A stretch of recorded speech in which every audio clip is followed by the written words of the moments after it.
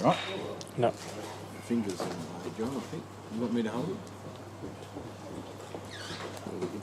Oh, you're a good man. That's it. You guys going to find it, right?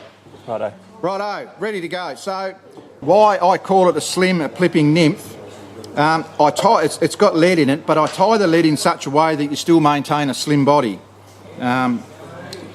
So, it's just a size 12 nymph hook. Again, it's the old theory that everything trout eats half an inch long and brown.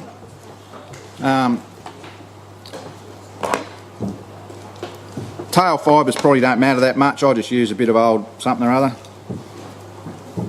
In this case, just a bit of hand hackle.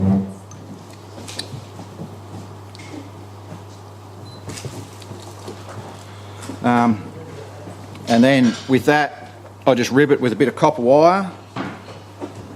Just hold that up near the wrist. Which is just copper wire.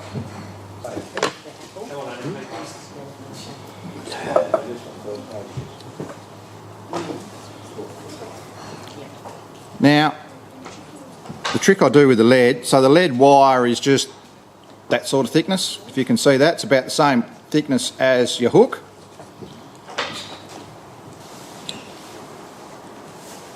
Tie it in on the top for the sake of the simple exercise. So, as soon as I tie it in, then I'll bring the thread forward about to there. But what I'm going to do is wind it in open turns like that. You don't need many. So this is a nymph which will fish foot and a half deep on a floating line. So just 3 turns like that. And that's why I call it the plipping nymph, because it lands with a plip, not a plop. I don't like flies that land like a sack of spuds on the water. Fish do like things which land, but I don't think they like it. They like to be intrigued, not frightened. So what I do with those open turns, can you see that all right? I just wind the thread back through that just to make sure it's not going to move when I do the, oops, hang on, do the dubbing. Doesn't need much. And then end up back at the end. So with my nymphs that I tie, I generally use this stuff, which is going to come out backwards. It's called Black Stonefly. It's a mottled nymph blend. It's the Spirit River stuff. It's got a lot of colour in it and mix, and for nymph fishing I don't really want something like seal's fur or possum fur, which is quite buoyant. I want stuff to sink when it hits the water. And again, quite slim, but the idea is to then, with those open turns of lead,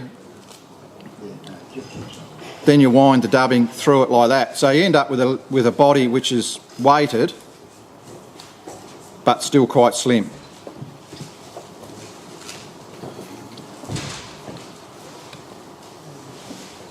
Everybody with me? Yeah, that's got a bit of nice sparkle in it. Yeah, it's got a bit of nice sparkle. I love this stuff. You've got to tie these flies on in the bottom of the boat, otherwise the fish will jump in and eat them out of your hand. Not like you haven't heard that before. Wing case is crow. I always tie mine in by the other end.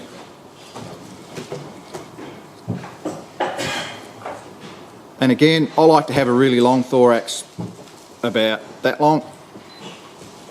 Get the proportion right. Sorry, I'm blocking the light. And then with the thorax of the fly, it's not weighted, but we can be pretty loose in how we dub it on. It's probably a bit much. I can hear Muzz saying get some of that off.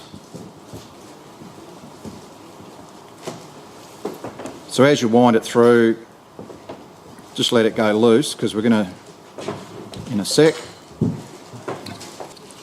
Never ever claimed to be a smart man. Thanks, John.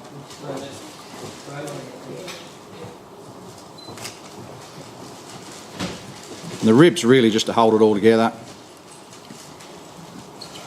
particularly in that thorax. Once you get 4 or 5 fish that eat this, it'll start to fray a bit. And that's why we tie our own fly, so we can just tie another one on. Whoops. Get the copper out of the way, and again, with apologies.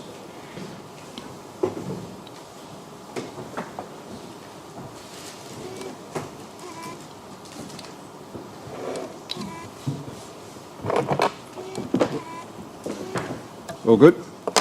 Yeah.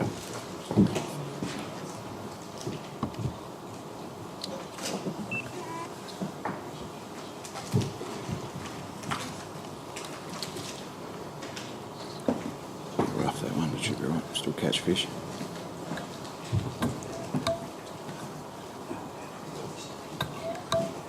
A couple of those. Now the other thing I like to do, got this tool which is just a little bit of Velcro stuck to a icy pole stick, and I'll just give the fly a few of those, particularly with that sparkle dubbing. It just pulls that out just to give it a little bit of life. That head's probably not as good as I'd like, but you'll get the idea. And again with these patterns, you can put a little hot spot on them. Arthas used to be, I mean, Arthas was never a 100% clear water fishery, of course.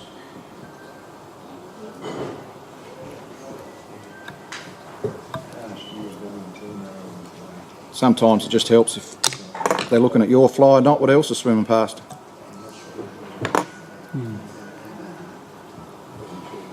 There we are. So that'll hit the water and go plip, not plop, and it'll sink straight away.